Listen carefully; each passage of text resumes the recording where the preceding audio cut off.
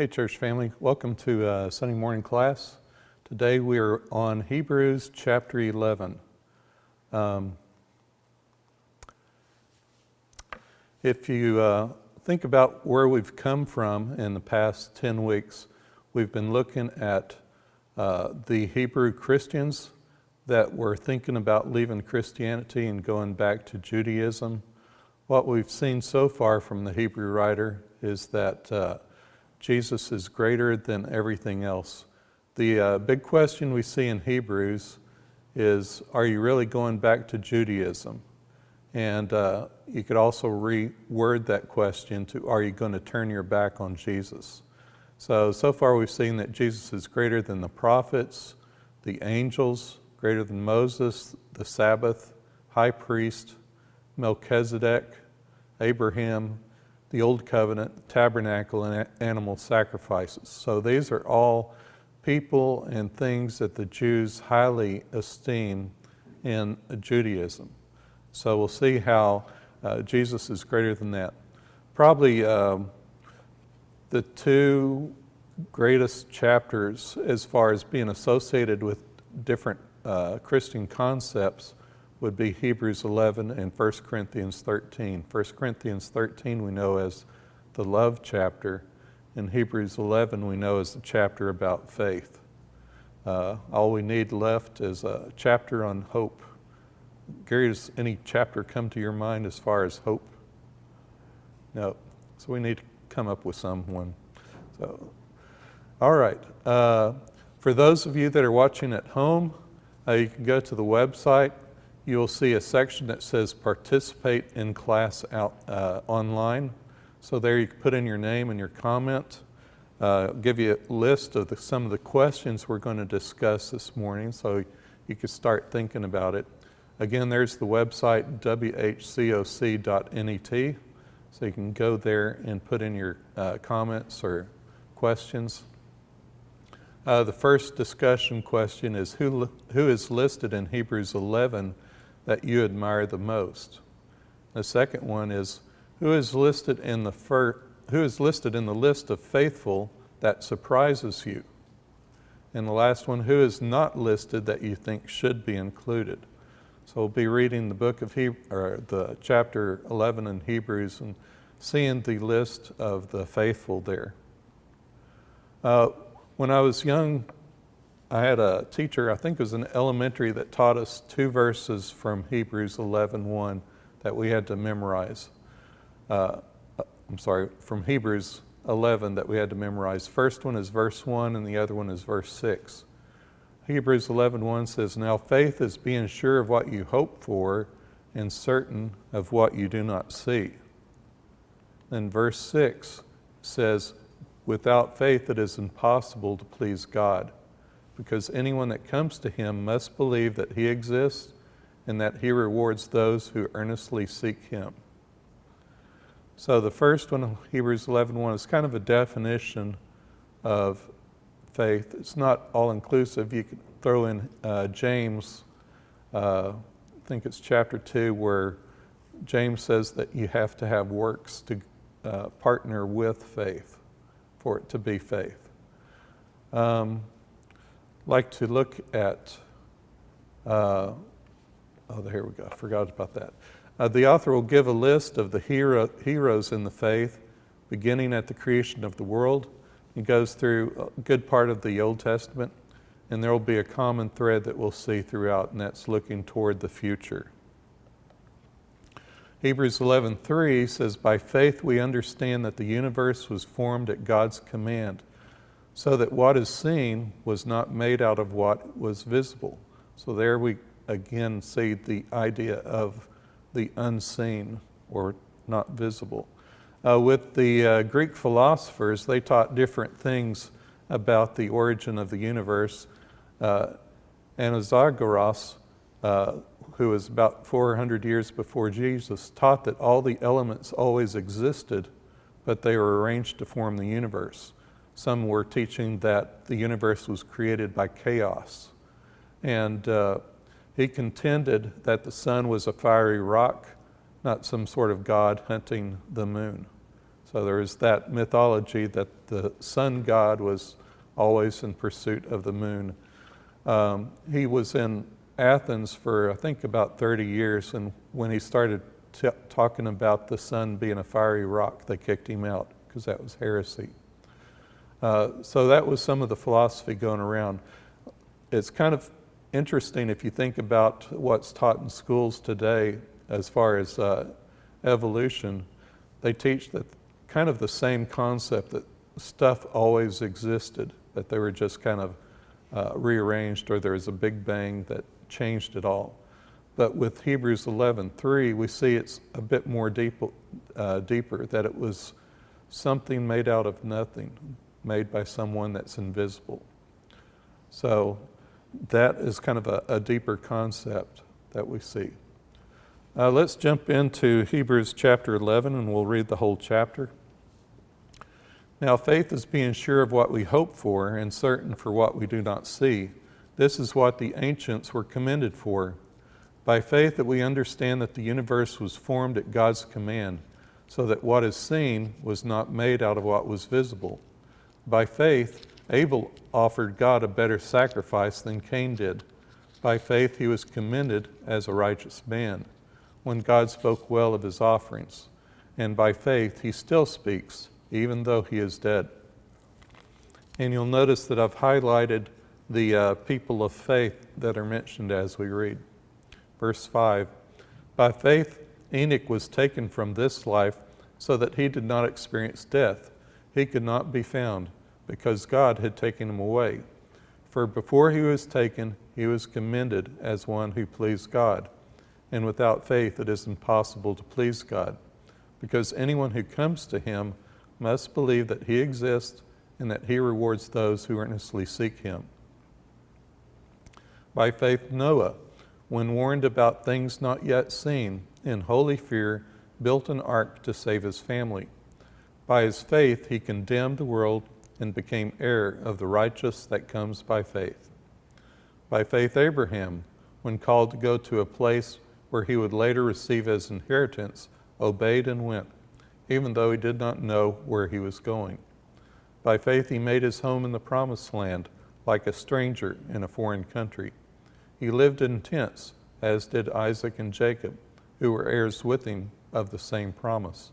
For he was looking forward to a city with foundations, whose architect and builder is God.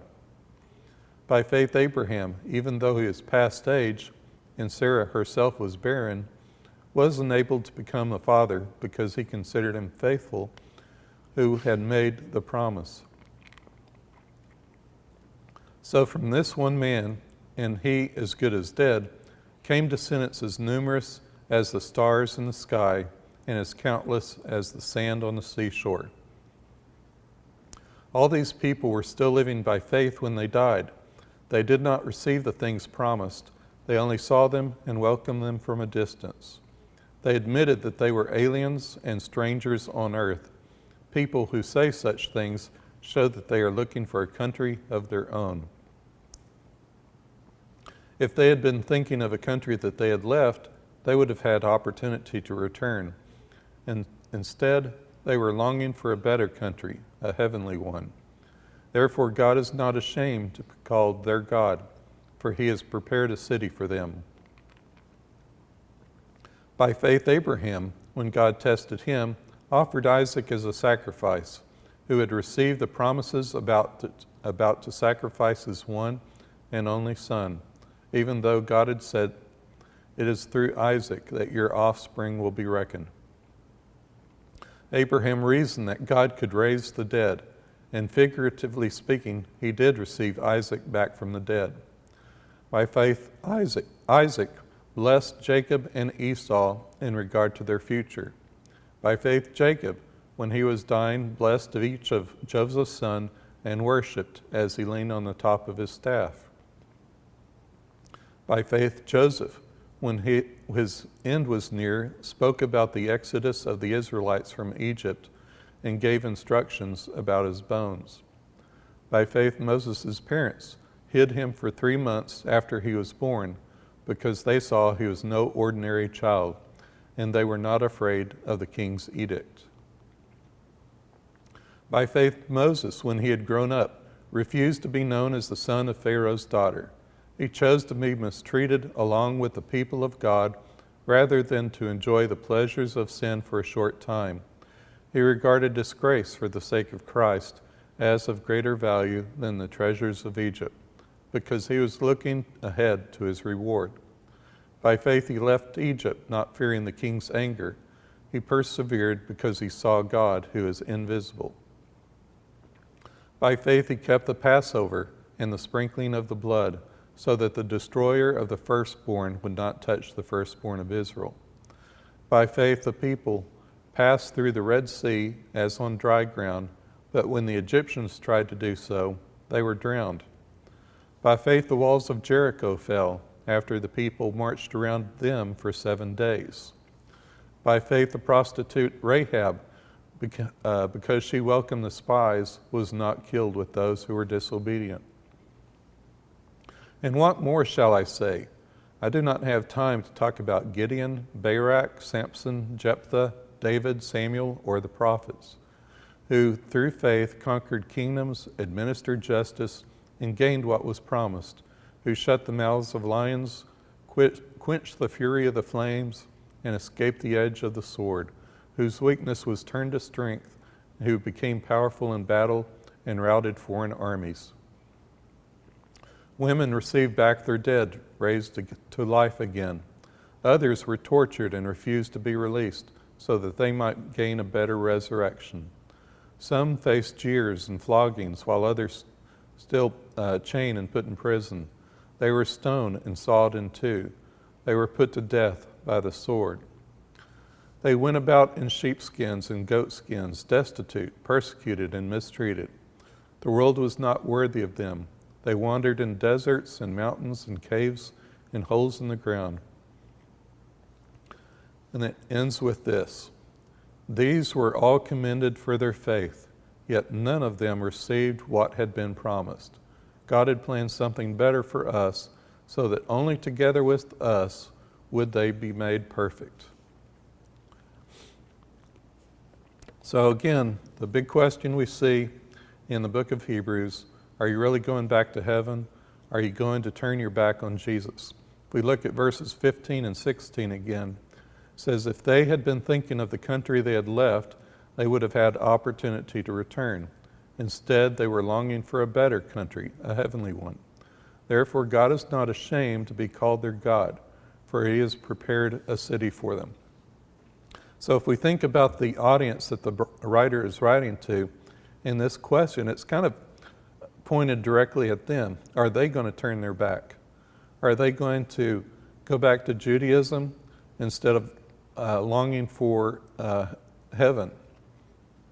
And the implication there is that if they do turn their back and go back, then God will be ashamed to be called their God and possibly lose their salvation. So there is that implication there for them. So all of the book of Hebrews is heading up to this point. Do you have faith? So this is what he's asking the Hebrew Christians. Do you have faith? You know, are you going to go back? Do you have faith in Jesus and persevere? And he's talking about all these people that they admire from the Old Testament, from Judaism. I think at the end, when he's talking about the other people being sawed and chewed and things like that, he's referring to some of the early Christian martyrs. But it's possible he's also referring to many of the prophets of the Old Testament there. So this is a list of faith that we got from Hebrews 11. The first column are people that he talked about and detailed. The second column are those that he just ran through real quick, just one after the other. So the question that I threw out at the beginning, is there anyone in this list that surprises you? So I'll ask the people in the audience right now. Who are you surprised that the Hebrew writer included in this list?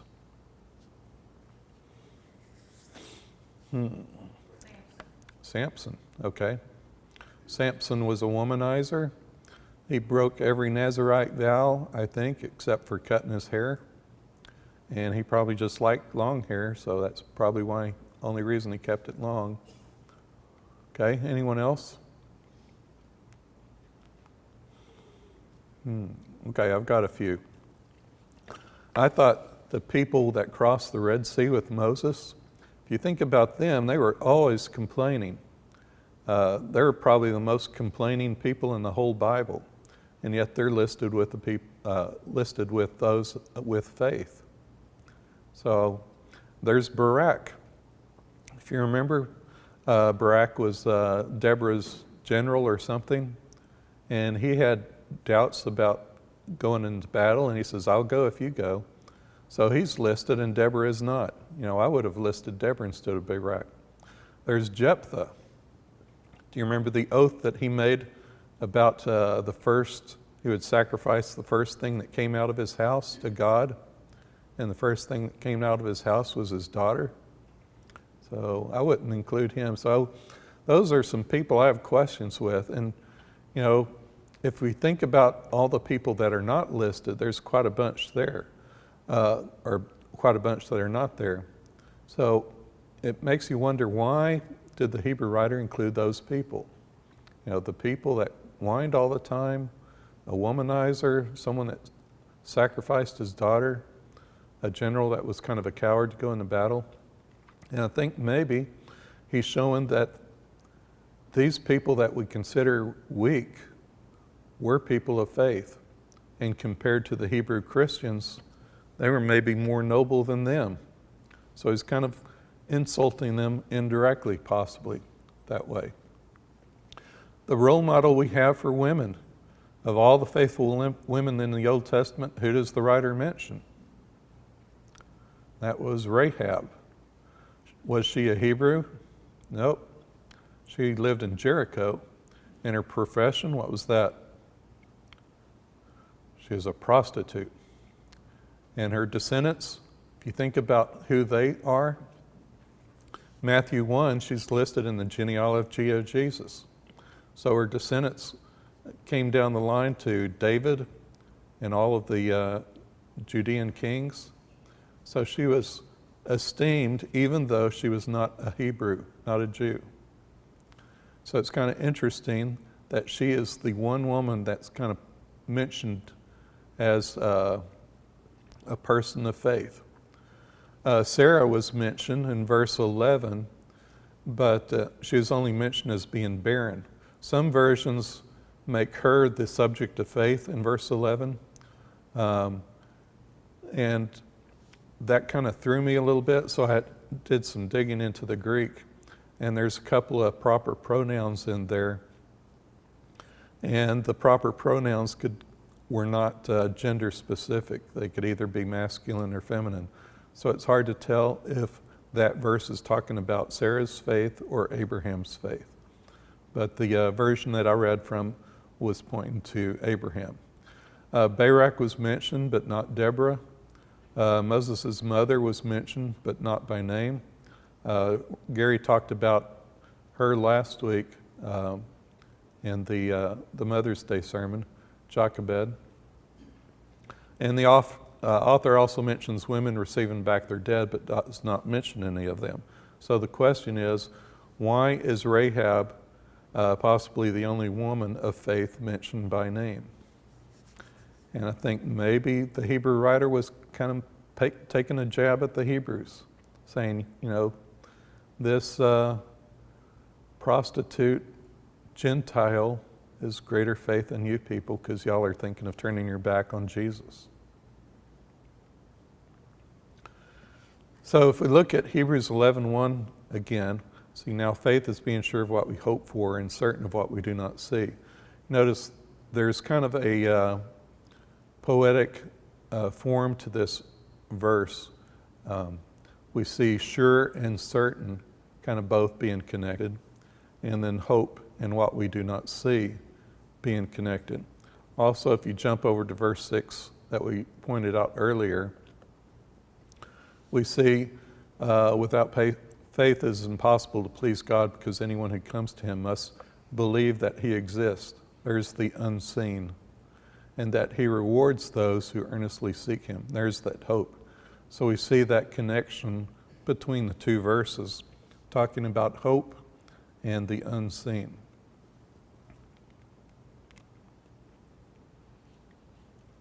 So what we see in this chapter is faith is drawing near to God. This is what Jason was pointing out last week from Hebrews 10, that we are to draw near to God. He talks about us being aliens or pilgrims or strangers in this world. If we have that mindset, we're not going to be too focused about what's in this earth. We're going to be looking towards heaven and that promise.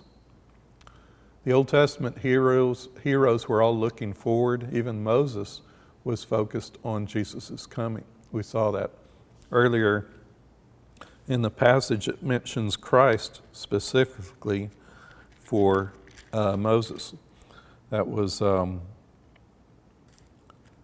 verse 26, I believe.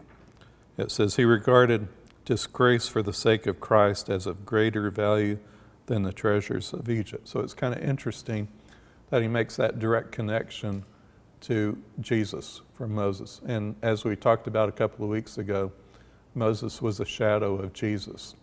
There is a lot of things in Moses' life in the Exodus that were shadows of Jesus and his sacrifice.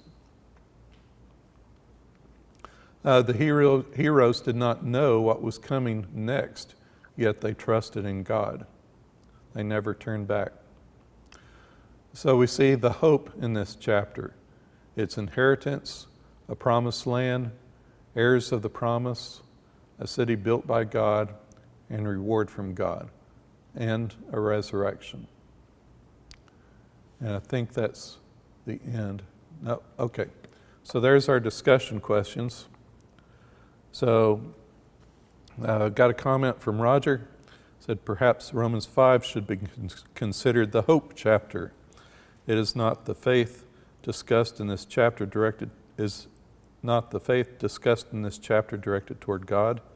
God is the one who has been faithful to his promises that they should see as the basis of their faith in Jesus Christ. Okay. So we see, so Roger's kind of pointing out that the people of faith in Hebrews 11 had their faith in God. But as we just saw in verse 26, that faith was also directed at Jesus Christ. Any other comments? So who in this chapter do you admire the most? I'll ask those sitting in the pews this morning.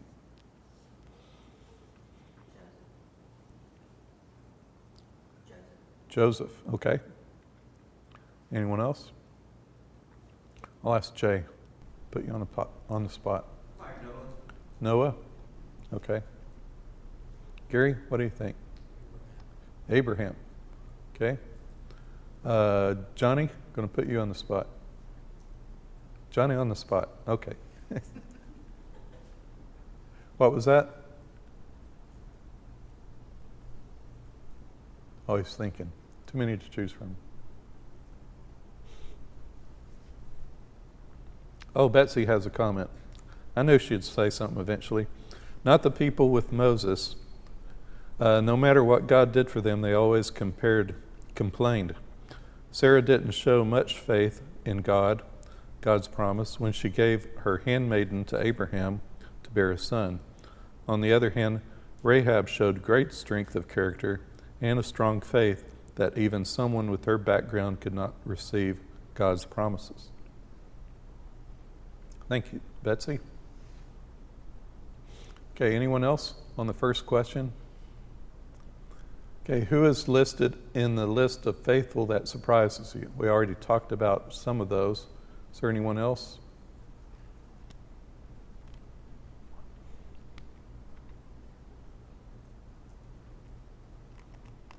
Okay, and the last one. Who is not listed that you think should be included?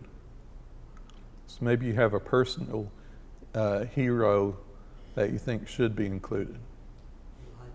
Elijah? Daniel? And he barely touched on those. He said prophets, kind of gathering a bunch together. I was thinking of Elisha myself. And he talked about closing the mouths of lions. I think that was reference to Daniel. But, there's so many great heroes of faith we could think about in the Old Testament that aren't included.